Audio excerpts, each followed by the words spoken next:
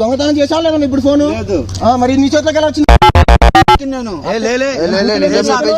బూతులు ఎందుకు దొరుకుతున్నావు? ఎట్లా తీసుకుంటావు?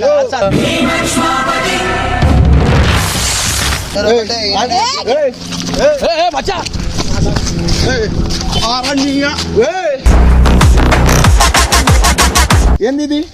పోలీసుతో మాట్లాడుతున్నావు? అవును. అర్థమవుతుందా నీకు? అర్థమవుతున్నది. మరి ఫోన్ దొంగతనం చేసి ఇంకా